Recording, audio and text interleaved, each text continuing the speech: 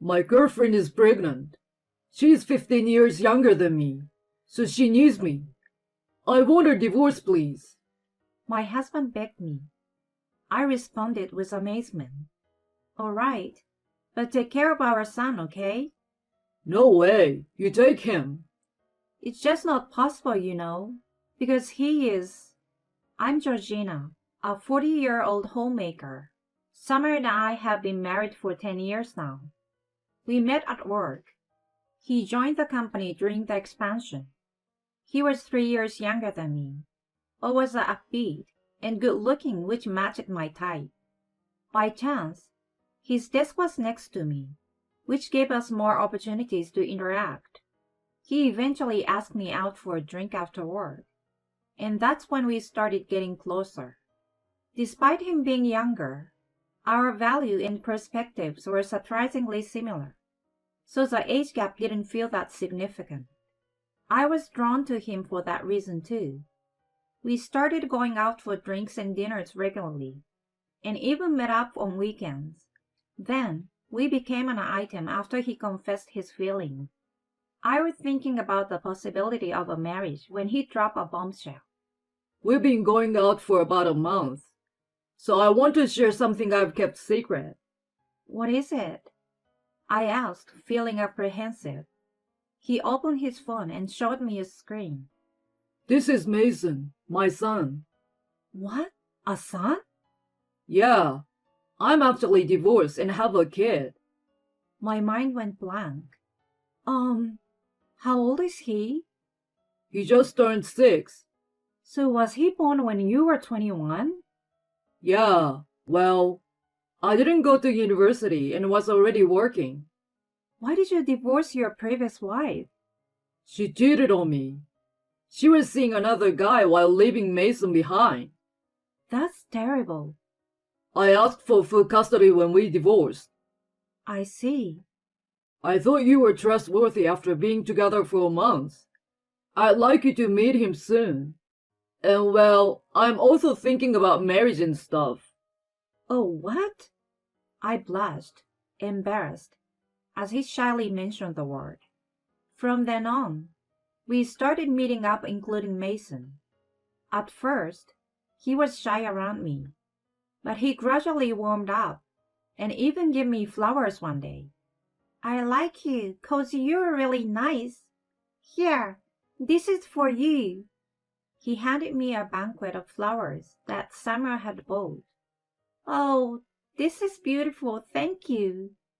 I've never received flowers from your dad before, so I'm really happy. I bought them, you know. I know. From an outsider's perspective, we seemed like a close-knit family. We got along very well, and Mason had grown fond of me. One day, he started calling me Mom, which made me incredibly happy. He accepted me as his mother. We hadn't gotten married yet, but it seemed like there wouldn't be any issues communicating with him even after we tied a knot. Samuel seems to have made up his mind after observing this. Georgina, should we get married soon? It looks like Mason is warming up to you. Yeah, I'm sure we could definitely be a happy family. So that's how we got engaged. We wasted no time and went to meet each other's family. My parents were thrilled to hear about our engagement, but they seemed a bit concerned when they found out about Mason. You've never given birth to a child before, so are you sure you can handle motherhood right away? Can you love a child who isn't yours? My father was unusually serious, and I felt a bit uneasy. Samuel was also taken aback. I knew that it wouldn't be easy, and was prepared for the challenges ahead. So I looked him straight in the eye and said, I'm ready. I will be a good mother. My parents understood my seriousness. All right, if you say so. You have our blessings. Samuel, take good care of our daughter. Yes, I will make sure she is happy. I was momentarily relieved that they approved of our marriage. Next, we went to meet Samuel's parents. They were thankful that I wanted to get married, despite the fact that he had a child. The meeting went smoother than the one with my parents. So, with our family's blessings, we started to prepare for the wedding. It was attended by many friends and colleagues who celebrated our union. Mason was enjoying himself, sitting with his grandparents. Seeing him like that filled me with joy. Afterward, the three of us started living together. Starting today, I'm living with you. Yay! Mason was excited, which made me feel thrilled too. From then on, we were a real family. I became a full-time homemaker to spend more time with him and strengthen our bond. He was in his final year of kindergarten, and I always dropped him off and picked him up, making sure to be with him at all times. As a result, he grew closer to me. Look, Mom! Look at me! Wow, that's amazing! He climbed high on the playground equipment, showing off his newfound skills. Then going grocery shopping together became a daily routine. Mom, I want some snacks. Sure, pick one you like. Yay! These simple interactions made me reflect on the mother-child relationship and whether I was truly being a good mother. Despite my insecurities, spending time with him was undeniably fulfilling. We waited for Samuel together while making dinner, and when he came home, we ate together. Mason told him about his day, and he listened eagerly, adding his own comments. I felt incredibly fulfilled, and genuinely felt that marrying him was the best decision I'd ever made. We continued to enjoy these happy days. Mason grew up fast, but remained well-behaved and obedient after starting grade school. Around the third grade, he joined a youth baseball team and went to practice regularly on weekends. I accompanied him to every practice and met other moms while we prepared refreshments. Since many of the kids attended the same school, we were already acquainted to some extent, and they already knew about my relationship with Mason. There were a few others in the same situation, so we exchanged our experiences and advice. Mason put a lot of effort into baseball, and on days off, he often practiced on his own or visited the batting cages. I was glad he found something he was so passionate about. Eventually, he earned a regular spot on the team during his 5th grade year and performed well in games alongside old players. Every time he hit the ball, I enthusiastically clapped and cheered. His ability to connect with the pitches and to send the ball flying was really impressive. Even in the car on the way home, I praised him for his accomplishments, and he blushed but looked very pleased. Dad couldn't make it today, huh? No, he said he had to work. If there was one disappointing aspect, it was that Samuel was often too busy to attend the games. He had started working almost every weekend, and barely had time to hang out with Mason. He also worked late nights and weekdays, often coming home after Mason had gone to bed. I understood that he was working hard to support our family, but it still left us with very little time together. Unfortunately, about every other day, he came home smelling of alcohol, which meant he was going out for drinks after work. I knew that it was sometimes part of his job, but I wished he prioritized spending more time as a family. So one day, I decided to talk to him about it. Hey, can you try to make more time for Mason? He always waits for you to come home before he starts eating dinner. He's looking forward to you coming to his baseball game too. I want you guys to spend some time together like before. He seemed annoyed when I said that. Come on. I work to support our family. Coming home late is just unavoidable. I understand that, but Mason's still a kid. I think he needs more time with his dad. This is getting repetitive. I'm busy, you know. You're the mother. You should handle him better. Geez. I was frustrated that he wasn't being cooperative. I asked him regularly to make time for our son, but I always got the same response. Finally, he became irate with me. Come on, that's enough. Unlike you, I'm busting my butt at work every day. Raising kids is a mother's job. Suck it up and stop complaining to me. What the heck? I was stunned by his sudden outburst. From that point on, he started coming home even later. There were days when he came home in the morning too. Each time, I sighed in disappointment. Even Mason had given up and stopped asking him to come watch his game. Mason continued his diligent effort every day and performed incredibly well in games as the team's ace and force batter. I had hoped Samuel would come to see him at least once, but in the end, he never attended a single game until Mason retired from the youth baseball team. Around that time, feelings of distrust started to arise inside me. He joined the baseball club in middle school and had practice every day, which made him happy. Playing baseball while going through his growth spurt, he ate a lot. Seeing him enjoy his meals so much made me happy. He was also putting in an effort in his studies, dedicating at least an hour every day and maintaining good grades. I was proud of his consistent hard work in both aspects. He began to excel in his team and played in many matches. On the other hand, my relationship with Samuel had completely cooled off, and it felt like we were just living together at that point. Still, I couldn't think about divorce, especially with Mason's education expenses to consider. At that time, he was in the 8th grade and was waiting to hear from the high school of his choice. I didn't want to disturb his life with an adult matter. Afterward, he successfully entered his first choice high school with a strong baseball program. Samuel was pleased with the result too. It was also an academically high-level school, so it was an achievement for Mason to get in while actively practicing in the baseball club. He continued to practice until late hours in high school, often coming home around 7 p.m.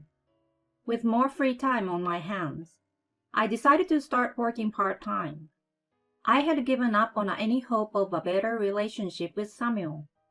I figured I would just focus on taking care of Mason until he was 18. That was the plan. But something unexpected happened out of the blue. One day, Mason came home looking dejected. I thought something had gone wrong at school or during the practice. What's wrong? Hesitantly, he began to speak. Well, on the way home, my friends and I decided to stop by the bookstore. While we were heading there, I saw Dad. Okay, and? He was walking down the street with his arm around a woman. What? He looked sad as he said it, and my mind went blank. Samuel was having an affair. What's worse, our own son had seen it. I started feeling an overwhelming anger building up inside me. I'm so sorry. It must have been shocking for you.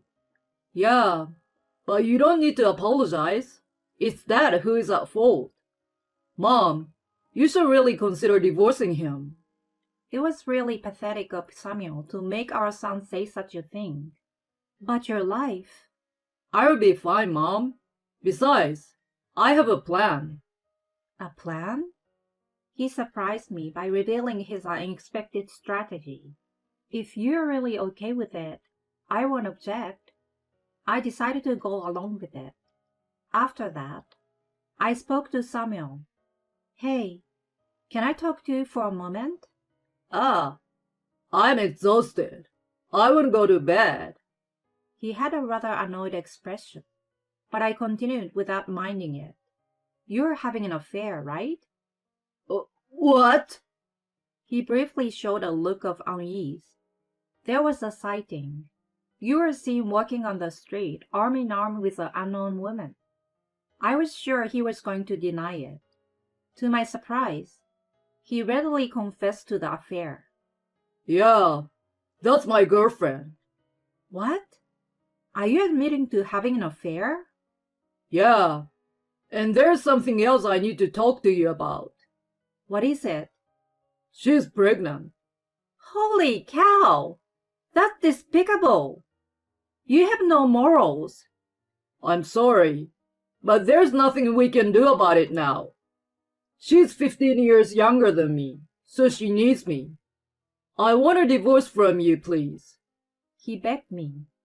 I couldn't believe he got involved with such a young woman. I felt nauseated. At that moment, any affection I had for him completely disappeared. I replied in disbelief. All right, but please take care of our son, okay? No way, you take him. He was surprised by my request. My girlfriend and I are having a baby. There's no way I can take care of Mason. She wouldn't like it. You have to take him. You're his mother. That's just impossible. I didn't legally adopt him. So once we separate, we have no relation. But he probably doesn't want that, you know. He's close to you, so he probably wants to stay with you. At that moment, Mason entered the room. I will go with you, Dad. What are you saying? Mom doesn't have the financial means to pay for my education. I want to go to college too. You have the responsibility as my parents, so I expect you to fulfill it. Oh, God. He was obligated to take care of our son since he wanted it. I then pursued alimony from him through a lawyer. We agreed on $60,000, which would provide me with a comfortable start to my new life. I moved in with my parents and focused on my career. I managed to switch from a part-time to a full-time contractor. Soon after, I was recognized for my hard work and was offered a promotion to a full-time employee. Of course, I gratefully accepted and put even more effort into my work. It seemed like I was able to keep my promise to my son. I dedicated myself to work and began to earn more. In the midst of this, I received a call from Samuel. Hey, what's up with Mason? What happened? Maybe he's going through puberty, but he's always indignant, and my girlfriend's scared of him. Oh, really? Don't act blasé. Well, we're soon to be divorced and won't have any obligations, you know.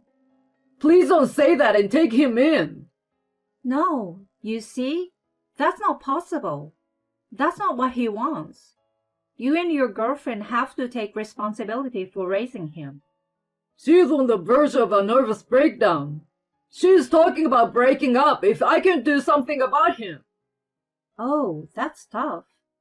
But it's not my concern anymore. So you will have to handle it on your own. Wait! I hung up the phone and blocked him. Meanwhile, I was still in regular contact with Mason.